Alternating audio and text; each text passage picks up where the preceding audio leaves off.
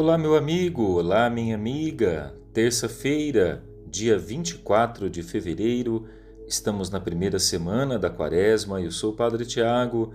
Esta é a nossa palavra de fé, sempre de segunda a sexta, trazendo para você um pouquinho sobre o Evangelho da liturgia do dia. Meditaremos hoje com Mateus, capítulo 6, dos versículos 7 ao 15. Naquele tempo, disse Jesus aos seus discípulos: Quando orardes, não useis muitas palavras como fazem os pagãos. Eles pensam que serão ouvidos por força das muitas palavras. Não sejais como eles, pois vosso Pai sabe do que precisais, muito antes que vós o peçais. Vós deveis rezar assim: Pai nosso que estás nos céus, santificado seja o teu nome.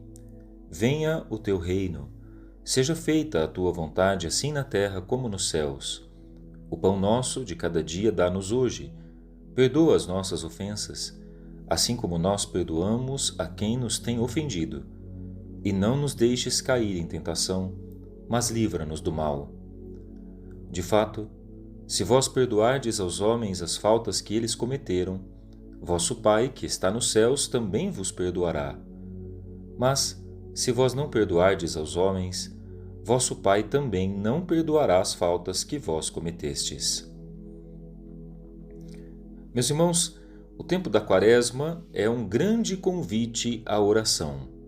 A oração é um dos instrumentos que a Igreja nos concede para criarmos mais intimidade com Deus, para visitarmos cada vez mais o nosso próprio coração, nos desprendermos dos nossos pecados, buscarmos a conversão, pois oração significa criar intimidade com aquele que nos ama. Sim, a oração é o encontro entre duas pessoas que se amam. No caso, a oração nos aproxima daquele que é o nosso maior amor, o nosso Senhor. Toda a oração de Jesus é voltada para o Pai. Também a nossa. Toda a nossa oração deve ser reconhecer que temos um Deus que é Pai. Não um Deus de terror, não um Deus de medo, não um Deus que fica castigando as nossas faltas, mas um Deus que está sempre disposto a nos perdoar, a nos trazer de volta para a sua casa. A Quaresma é uma grande viagem de regresso aos braços do Pai. É um grande momento de encontro com aquele que conhece os nossos pecados, sabe por onde nós pisamos, mas ainda assim nos deseja de volta. Por isso, quando nós rezamos a oração do Pai Nosso, nós professamos logo no início da prece que acreditamos num Deus Pai, num Deus que acolhe, num Deus que nos corrige, sim, mas sobretudo nos ama e nos perdoa. Como era difícil para a cabeça dos fariseus entender isso. Estavam acostumados à ideia de um Deus terrível, de um Deus que vigiava, castigava e punia, mas ainda não tinham entendido que a mensagem da revelação trazida por Jesus era o contrário disso. Era a mensagem de um Deus que é Pai.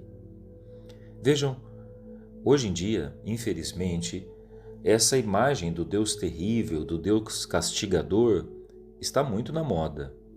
Quantos discursos na internet que preferem falar mais dos castigos divinos do que da sua misericórdia? Quanta pregação que busca assustar ao invés de converter?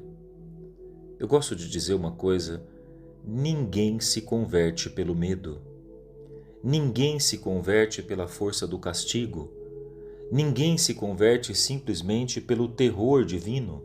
Não. Nós não mudamos a nossa vida por temermos um futuro. Nós nos convertemos quando reconhecemos que o amor infinito de Deus é muito maior, infinitamente maior, do que o amor que depositamos nas coisas passageiras desse mundo. Converter-se significa mudar a direção do nosso amor, apontá-lo para aquilo e para aquele que realmente dá sentido à nossa vida, e não para os pequenos prazeres que, sendo temporários, jamais nos satisfarão.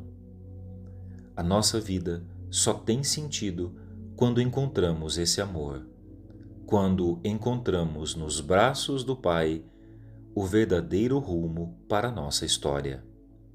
Mas o Evangelho de hoje também nos adverte contra um risco muito perigoso, o risco de uma oração falsa, de uma oração hipócrita, que consiste muitas vezes em mera repetição de palavras. Era a oração dos fariseus. Rezavam com os lábios, mas o seu coração estava longe do Senhor.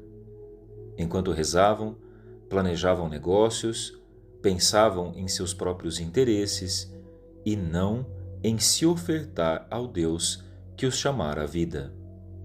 Por isso, a primeira coisa para termos uma boa relação de intimidade com Deus é a sinceridade.